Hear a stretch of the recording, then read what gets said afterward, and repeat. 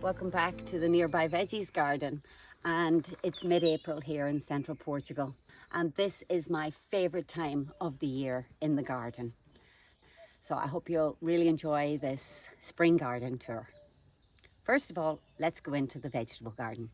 I'd like to show you what's growing in here and doing really well, because we're getting absolutely rewarded with all the perennials this year. We've got the passion fruit. These passion flowers are so beautiful. And the fruit is absolutely delicious. Last year we got about 10 kilos, maybe 12 from this 1.5-year-old plant. Well, it's 2 years old now, isn't it? Yeah, so it's 2 years old. We had planned on pruning it back when the leaves dropped off. But this year wasn't really very cold. We had a few frosts and the leaves didn't die back, so we didn't get around to pruning it. But that's the story of this year. The lime. So last year we got 6 limes, so 6, 7 limes. This year it's absolutely covered in blossom.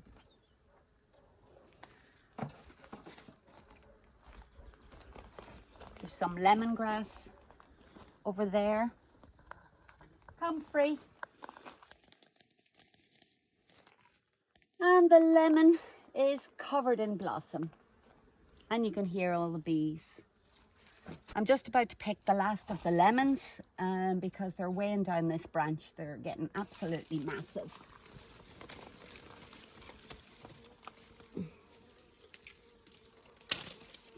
Look at the size of the lemons. And that'll hopefully give the blossoms a chance to turn into proper lemons. So this is Vietnamese coriander, and it's done exceptionally well. So it's a bit like coriander, but it's easy to grow. I know many people struggle to grow coriander in this heat, but this is wonderful, and it grows from cuttings, it spreads. If you find the right place, it does so well. Last year when we planted the mulberry tree, I was pruning it and I thought I'll take some cuttings and see if they grow. And they are taking. Do you know what? There's even mulberries on them, so I better pick those off. I'll put them in my hand so you can see. Little mulberry flowers, which are only going to slow down root production. So they're planted in just sand. So I'll leave these. They're in the shelter of the olive tree. You can see some of my cactuses from the veranda have been relocated. It's not going to be an easy summer to try and save them. And this was given to me as a small rooted cutting, and it's a thornless blackberry. So we've got a few of those, and one of our neighbours gave them to us, and the fruit is exceptional, but it's growing, nice new growth, and there are no spikes. Of course, we've got chard all year round, and you know we like to make spanakopita with that because it uses quite a lot. And it's colourful and pretty, because I think a vegetable garden should be pretty as well as productive.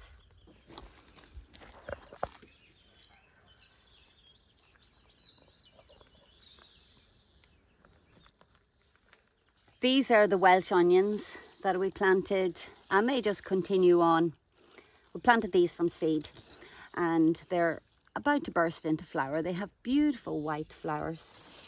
And here's some borage that has kind of finished.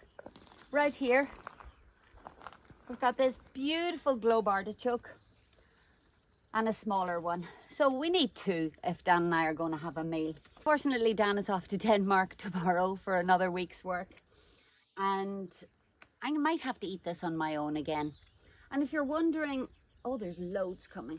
If you're wondering what we do with them, and how we eat them, our favourite way to eat them, then do let us know in the comments and we'll show you that in a future video. And this plant was planted a year ago, exactly a year ago, from a seed. So I grew all of these from seed and they produced in their first year. So this is our second harvest and it's about, I think about 3 months earlier than the original, the first year. So I'm hopeful we might even get double harvest this year. And I've transplanted a few little self-seeded plants into another section of the garden, but we'll see that later. And this is another wonderful success story because we've got blossom for the first time ever on what we think is a cherry tree. And over here, do you remember last year when we ate the nectarines and it was as hard as a brick? Well, I'll know to wait a bit longer, although Dan loves the hard crunchiness. So we've got hundreds of little, well, maybe not hundreds, maybe 100 nectarines. Right below the nectarines, we have the Egyptian onions that Gary gave us through Carissa at Frankie Off Grid, and they've done exceptionally well. So Dan has moved more of those around different areas of the land to see if we can increase our stock, and maybe we'll never even have to plant onions again in the future, which would be great. We've eaten all the brassicas and the leeks, and these beds now will be prepared for the summer planting.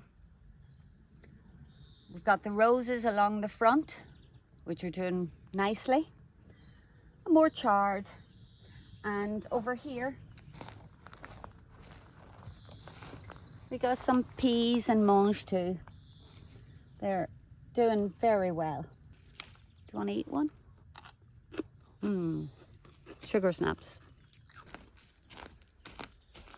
Here we've got garlic chives.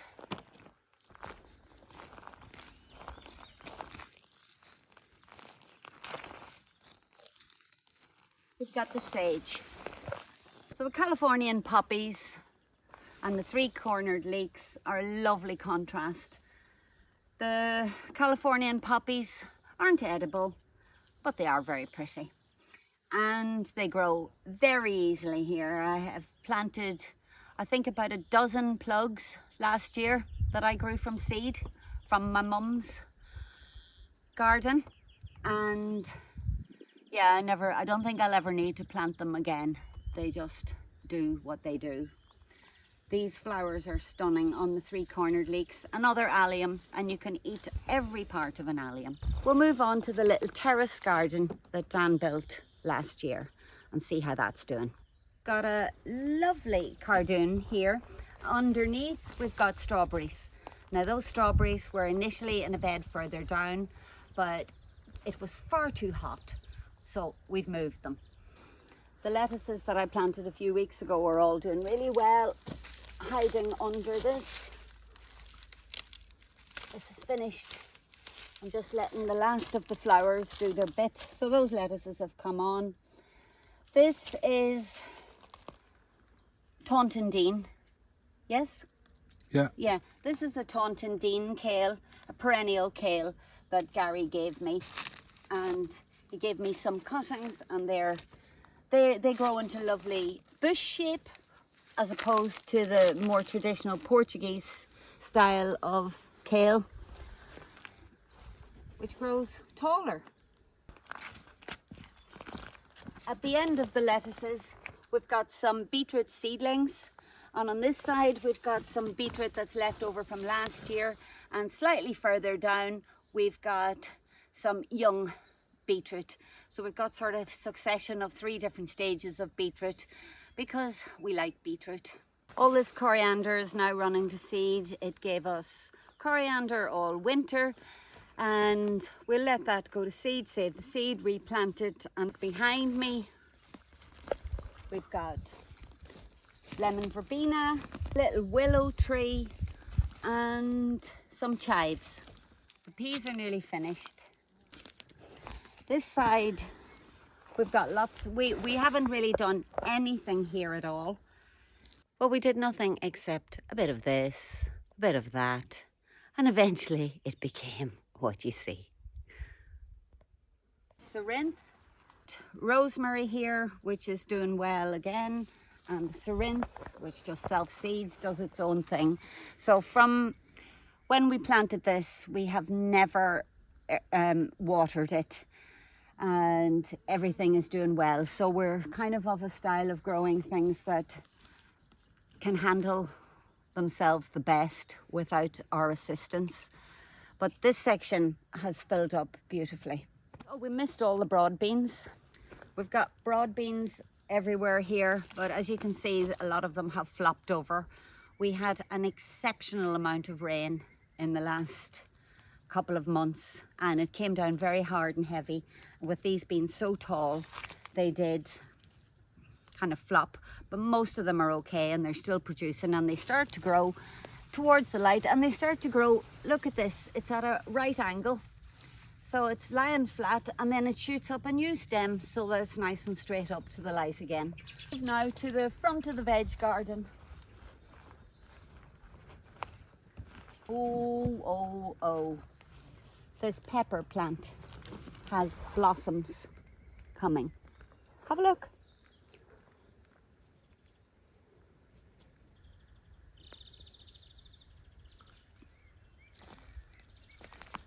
These broad beans were planted a couple of weeks before the ones we just saw, and they're, oh, it's a nice big one, isn't it? Lovely. And this is the way I like them.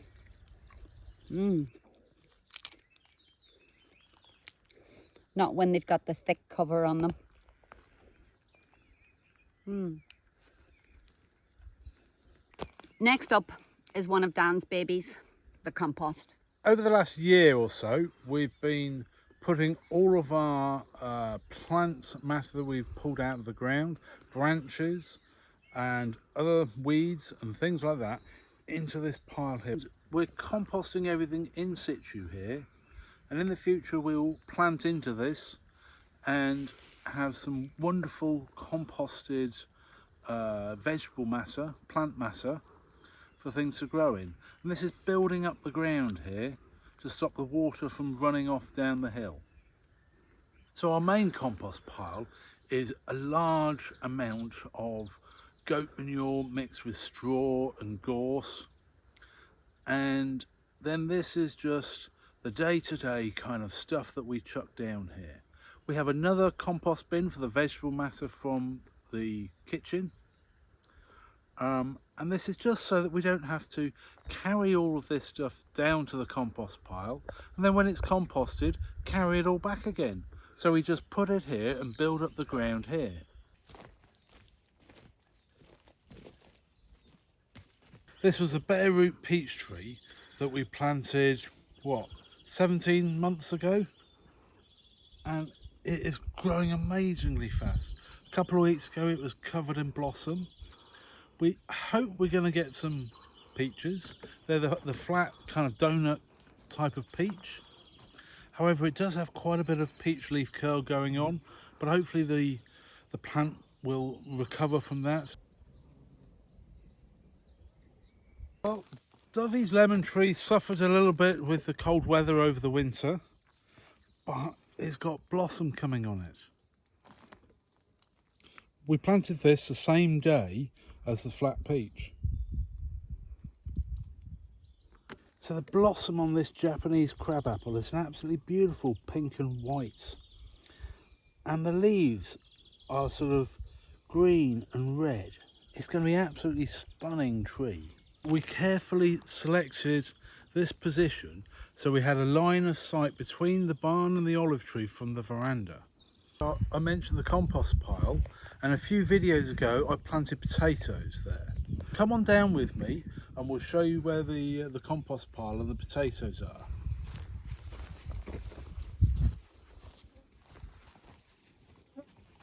So this whole space here was compost, and we kept it covered in plastic for about 9-10 months. And we've used a lot of the compost. It's been spread in the vegetable garden, it's been put on the second terrace, around the trees, in the food forest. I think out of the 4 different batches of potatoes we've got around the land, these ones are doing the best.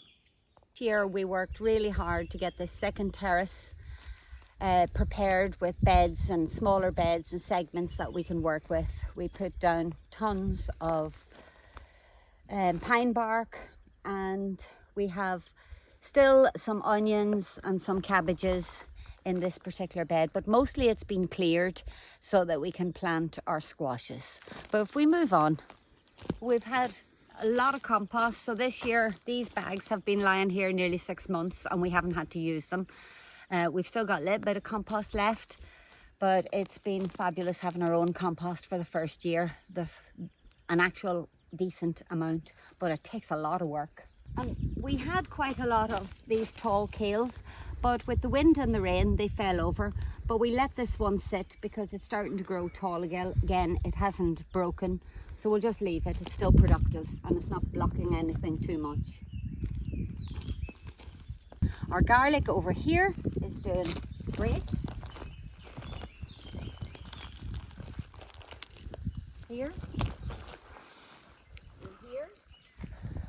This is the bed where I planted some of those little self-seeded artichokes, globe artichokes. And there's a couple of them.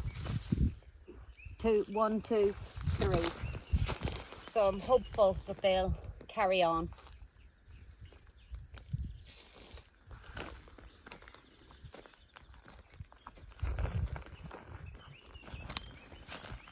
And this plastic covered bed is kind of something special that Dan's preparing, and I'll show you that now. In the autumn I planted a cover crop of clover here, but it's now time to prepare this bed for planting. This bed's going to have sesame seeds in it. This is a drier zone of our land, and sesame seeds are very drought tolerant. They don't need much water after they've germinated. So in a couple of weeks, when everything's died back underneath the plastic, I'm going to sow some sesame seeds in this space.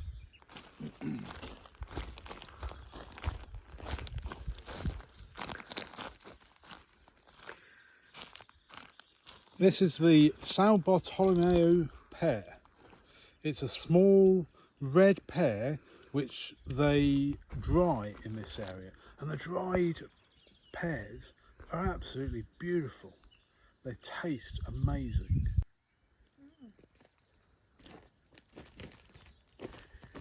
Let's go down to the asparagus bed. The mulberry terrace.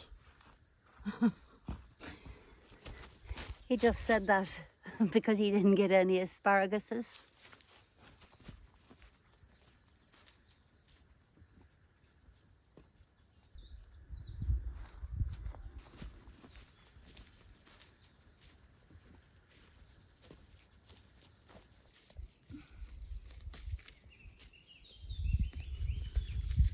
This is the mulberry tree that this terrace is named after, and it looks like it's going to produce some fruit.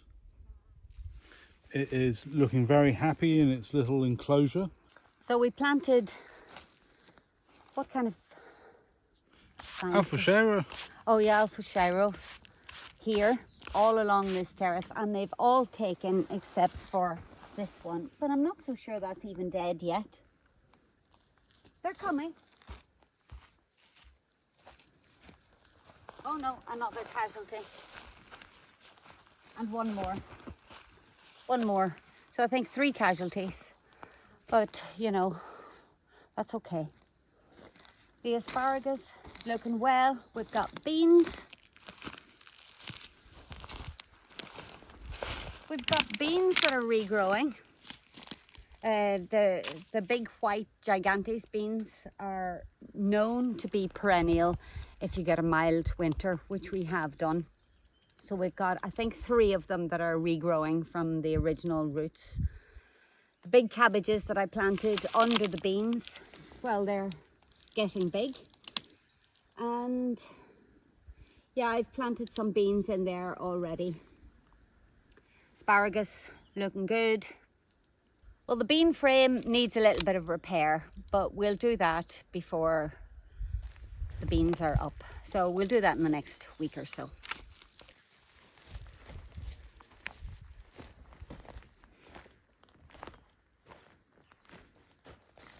Plum tree's doing super good this year. Let's have a look. Look at that. It's just dripping with plums. Still needs a good pruning, but later on, next year, the end of the year for that. Well, last week, while we had some time off, Tan and I were doing a lot of tidying up in the garden, and my job was to clean this wall. I didn't get it finished. It was 29-30 degrees by 11 o'clock in the morning, and I just didn't get the whole lot done.